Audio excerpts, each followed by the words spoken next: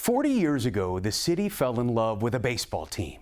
The 1986 Mets didn't just win, they made a city believe that no matter how late it was or how bleak it looked, there was always one more comeback left.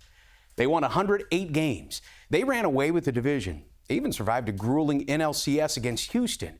Then in the World Series, they were forced to stare elimination in the face against Boston, down to their final strike twice.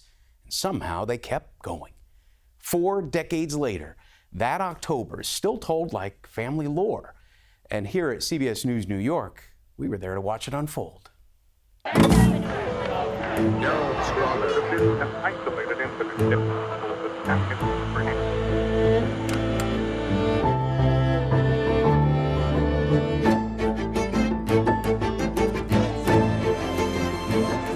No question at all that it'll be a full house here tonight.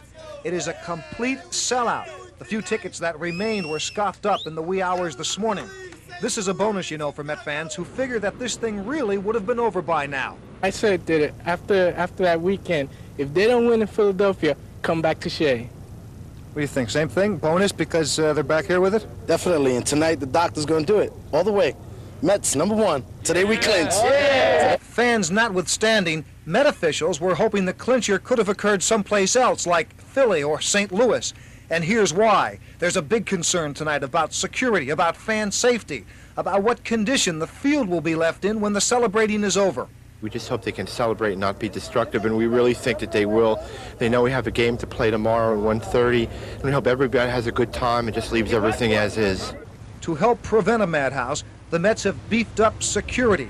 There are policemen and policewomen all over the place, and they've put up extra barricades. They will also limit beer sales here during the game.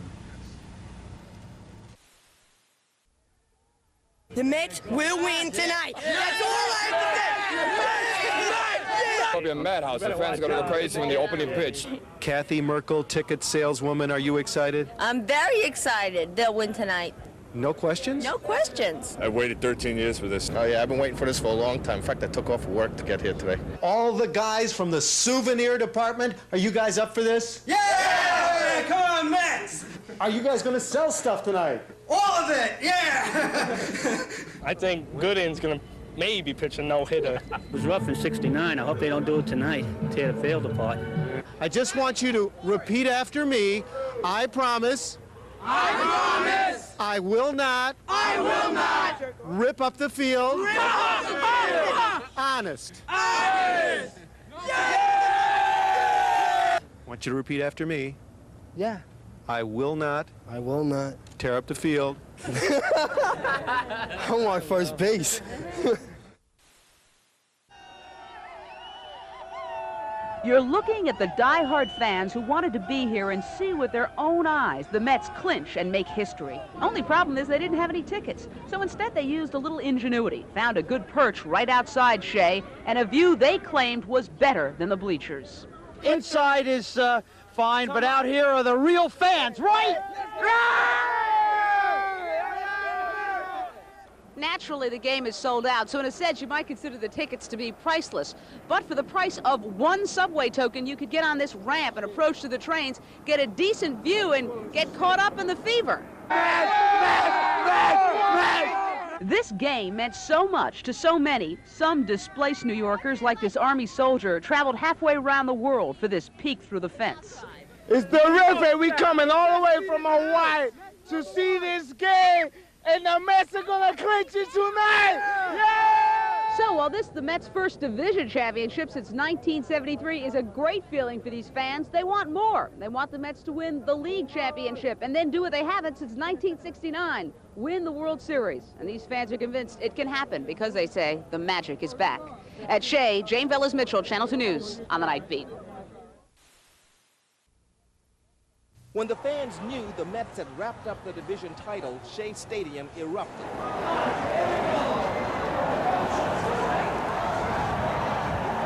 At the end of the game, there was absolute bedlam on the field. People started jumping out of the stands. Police began to push people back up, and the turf was ripped out from all over the field. New York #1! One man appeared to have broken his ankles. I got a police officer to help him. My ankle's hurt. A newspaper photographer told me she was chased out of the stadium by enthusiastic fans. Were you frightened? Scared to death. These people are nuts.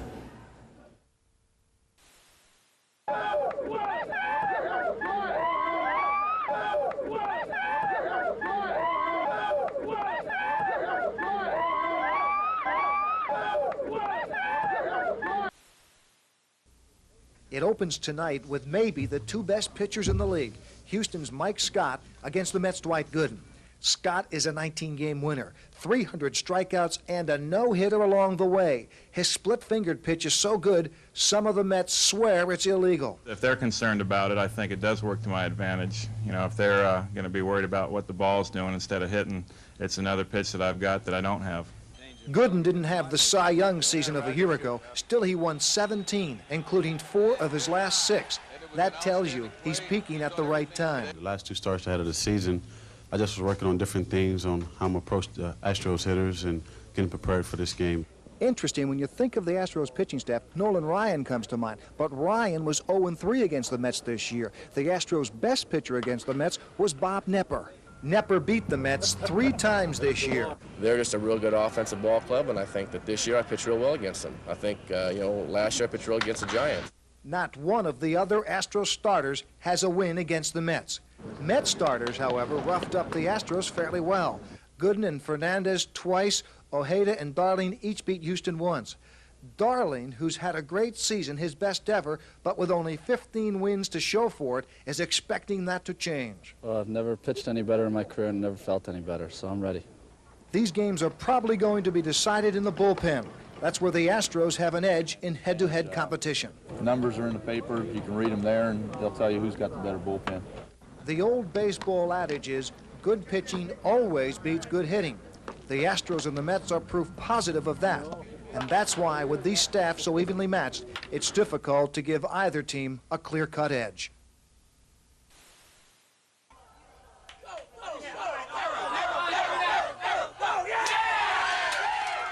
Tonight at this home-turned stadium, there was much of the magic and the pageantry of a real ballpark. They even threw out a first ball.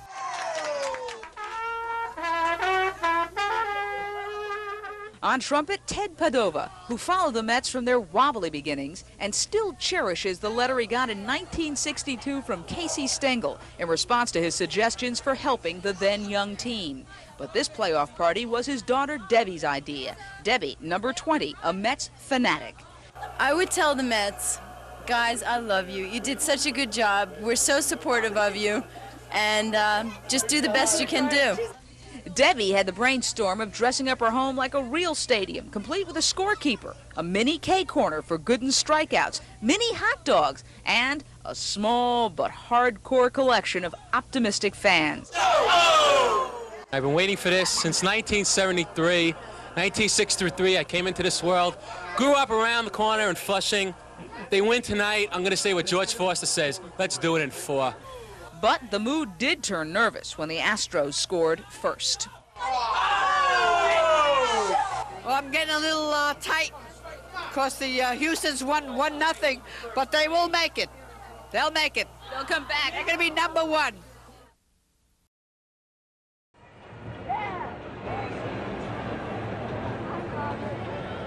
People started pouring into the Astrodome by late afternoon, and by early evening, the place was packed with a standing room-only crowd. Astro fans showed their team colors and what they thought of New York. But brave Mets fans were also here, brave enough to wear Mets outfits deep in the heart of Texas. But in Houston, it's Astromania that rules. Love you, Astros. Go on, Astros. How are you? Astros! Astros! Astros! Go Mets. We're going to finish off the Astros in New York.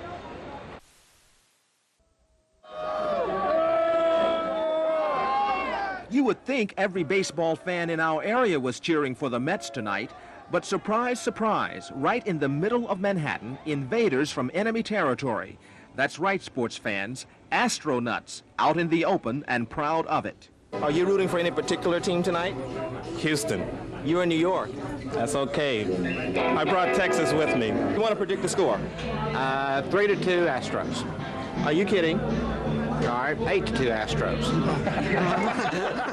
One of the reasons they can get away with rooting for the Astros in New York City without being molested is because this is the Lone Star Club, named for the state of Texas. In fact, the Texas state legislature voted this club as the official embassy for the state of Texas in New York City. That has no bearing on who we're rooting for in the game tonight. I see. Are you afraid of being stripped of your ambassadorial status?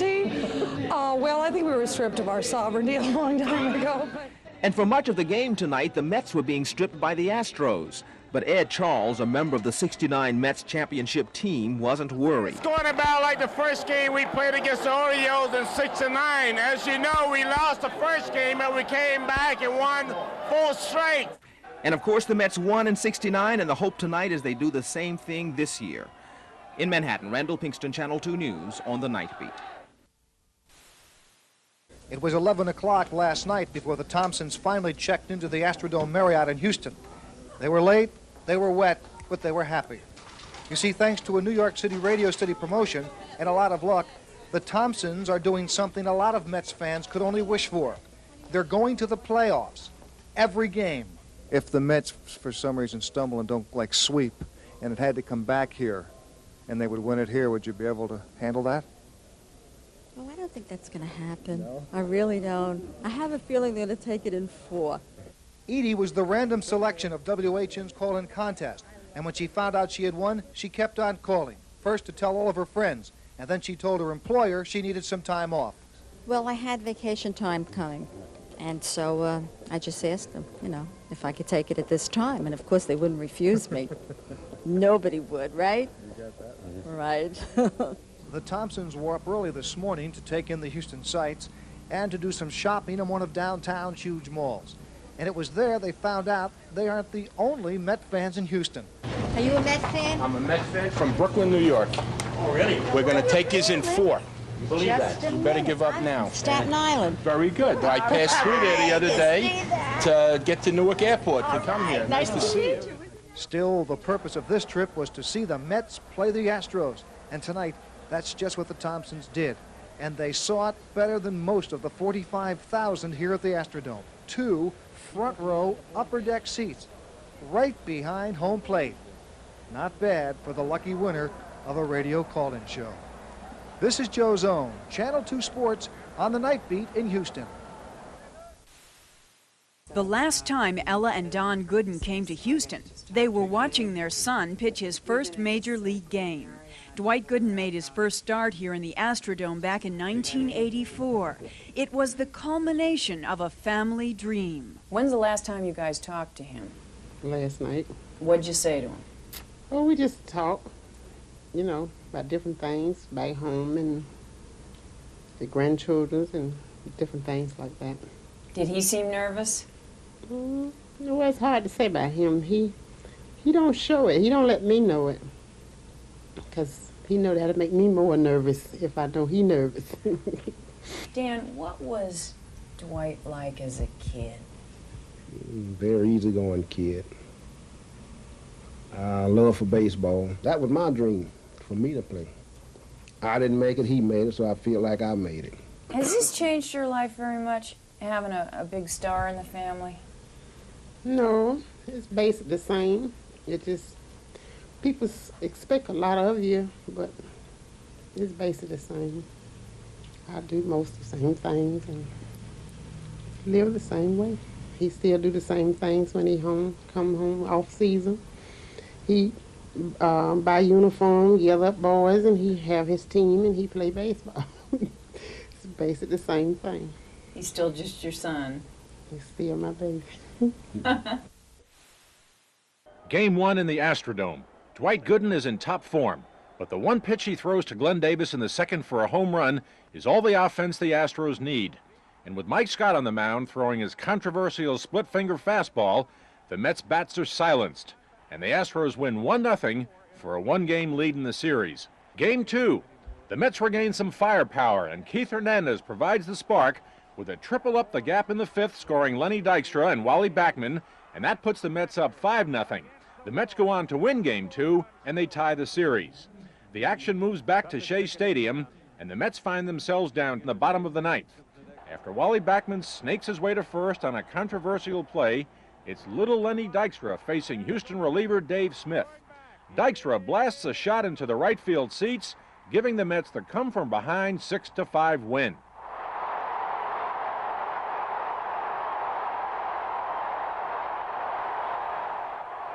But the last time I hit a home run in the bottom of the ninth to win a ball game was in Stratomatic, my baseball game where I rolled dice. Game 4 at Shea. The Mets are again stymied by Houston pitcher Mike Scott, and the Mets lose 3-1. And throughout the clubhouse, accusations are flying that Scott is scuffing up the ball. We're friends off the field. You know, I have a lot of respect for him. But yet, when we go between the lines, it's a whole different ball game. And you don't like to get beaten by somebody cheating. After rain delays Game 5 for a day, Nolan Ryan and Dwight Gooden lock horns in a classic pitching duel. In the bottom of the 12th, with the score tied at 1, Gary Carter snaps out of his slump with a single up the middle, scoring Backman, and the Mets pull out a magical 2-1 victory and take a 3-2 lead in the championship series. I have felt very pumped about this entire series because, again, my dream is to get to the World Series. Game 6, back in the Astrodome. Down 3-0 in the ninth, the Mets pull off one of their greatest comebacks as they tie the game and send it into extra innings. Top of the 16th, score tied at 4 apiece. Ray Knight plays hero, singling in Darryl Strawberry for the lead. The Mets get 2 more runs that inning, and when Jesse Orozco strikes out Kevin Bass for the last out, ending a 4-hour, 42-minute emotional roller coaster, the Mets win the National League Championship Series in 6 games and are in the World Series, their third in 25 years. The next challenge, Boston in the World Series. This is Bob Goldschall, Channel 2 News. Game 1 at Shea Stadium. Ron Darling and Bruce Hurst are locked in a scoreless pitching battle till the 7th inning. After Darling walks Jim Rice, who later moves to second on a wild pitch, Rich Gedman hits a grounder to second. Tim Tuffle sees the ball scoot through his legs for an error. Rice scores for the one and only run of the game. Tonight it wasn't good enough, but hopefully I'll get another shot, another opportunity to pitch, and maybe it'll be different next time. Game 2 at Shea. While the Mets bats have been silenced, ace Dwight Gooden takes the mound against Boston's Roger Clemens. Gooden struggles early, and the big blast comes in the 5th when Dwight Evans jumps on the first pitch for a 2-run homer, putting the game away for Boston. The final, the Red Sox 9, the Mets 3. A couple mistake pitches cost me the ball game, and the Evans, I thought was a great pitch. It was down in the strike zone, and he must have been looking fastball and hit it out. Game 3 in Fenway. Len Dykstra becomes the 14th player in baseball history to hit a leadoff home run in the World Series. His victim, Dennis Oil Can Boyd. The Mets score 3 more in the first and help give Bob Ojeda a 7-1 win. Apparently, Oil Can's antics and attitudes did not sit well with the Mets players. For him to say things about us and he really hadn't faced us, we had to go out there and prove it to him we was going to stick it up his butt, and that's what we did. Game 4 in Fenway Park. Gary Carter tames the Green Monster, hitting a 2-run homer off Al Nipper in the 4th, then adding another towering shot in the 8th to make it 6-0 Mets. Ron Darling shut the door on the Red Sox on only 3 days rest. The final, Mets 6, Boston 2. The series tied at 2-all. I'm not able to throw 100 miles every 5 days, but I can throw, 85 to 90 every 3 or 4 days. Game 5 in Fenway. Dwight Gooden on 3 days rest just didn't have it. In the 5th, Jim Rice leads off with a triple off Doc. He later scores on a Baylor single, and the doctor was knocked out. I didn't think Doc threw that badly. As I said, we made a couple of plays, or didn't make a couple of plays behind him that set the tone for the game and got behind 2-0, and then that caused him to throw more pitches and struggle a little bit more.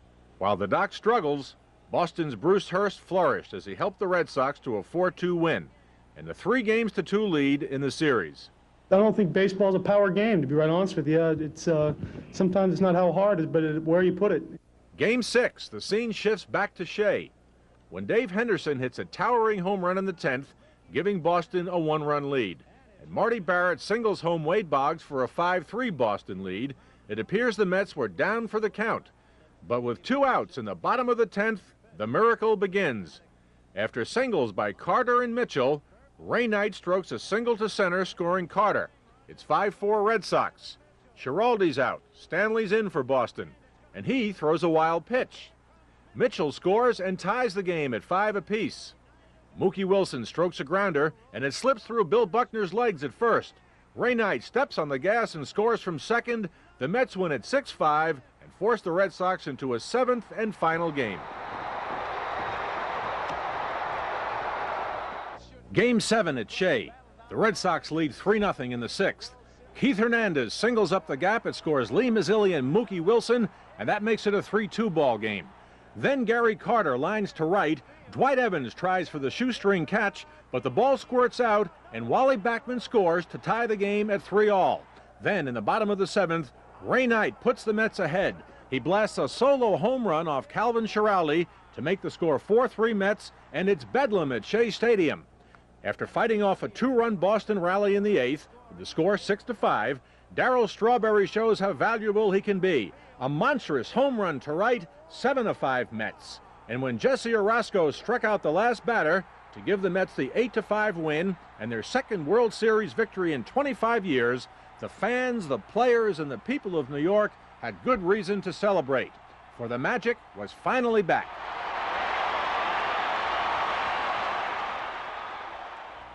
I'm Bob Goldschall, Channel 2 News.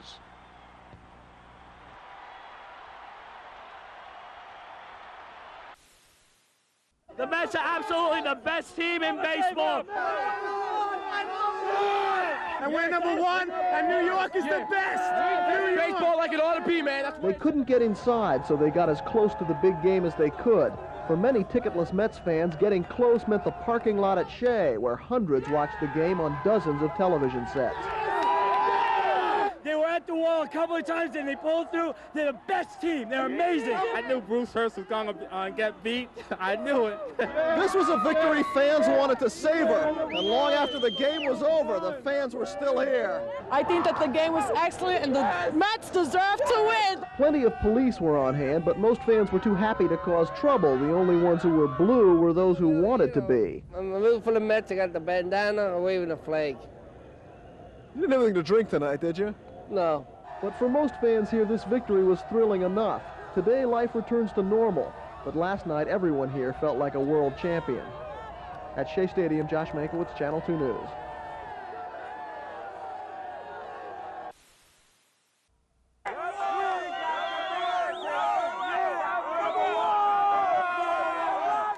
With the final out of the game, Mets fans in Times Square kicked off the wild celebration.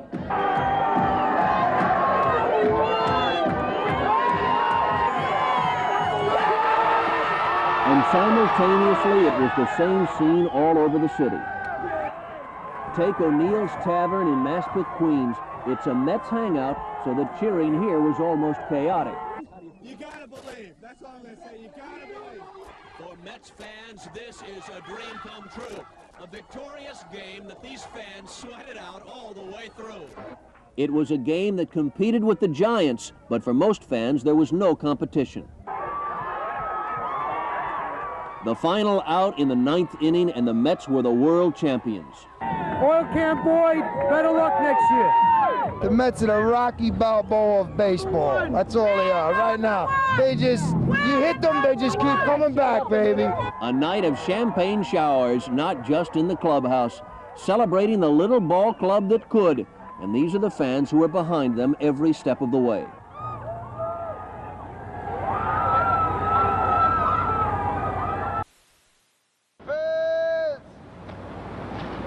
Hey, Fizz! Beware of the messenger. It was disappointing, but they're still great. I feel very poorly, but I do believe that this is a great team. And I'm looking at those two inflated Red Sox, and that's how we should feel today, too. Perhaps, but these are the times that try some souls.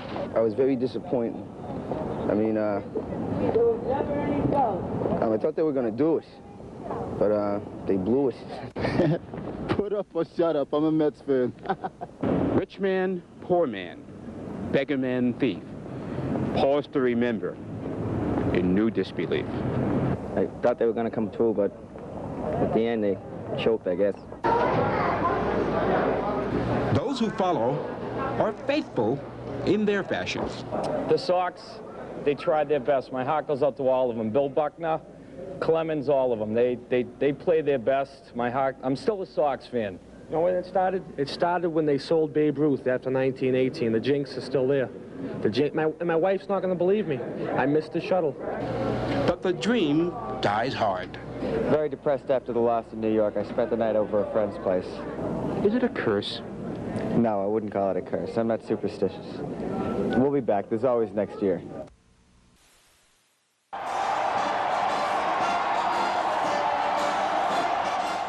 It was music up and energy up for a crowd that clogged the veins of lower Manhattan. They came to see the world champion Mets, and that's what they got, up close and personal. Now, what do you have to say to all the millions of Mets fans out there? Greatest supporters in the world, nothing you can do about it. Here's Gary Carter. Hey, Gary! Gary! Hey, Gary! Ray Knight, Keith Hernandez, and there was special crowd song for Darryl Strawberry.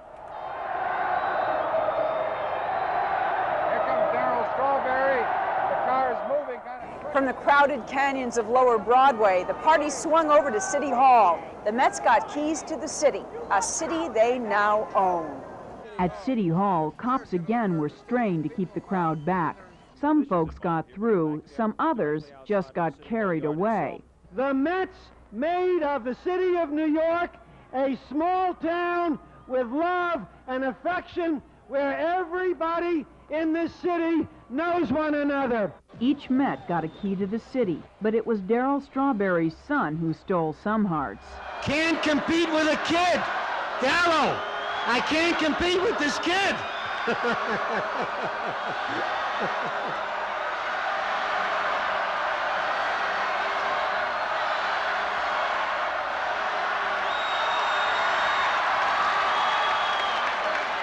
I've never seen a group of guys that give everything that they have with just great heart, great determination, and never giving up. You made the difference in Game 6 and 7. Boston couldn't handle the Met fans. And Mookie Wilson promised to do it all again next year.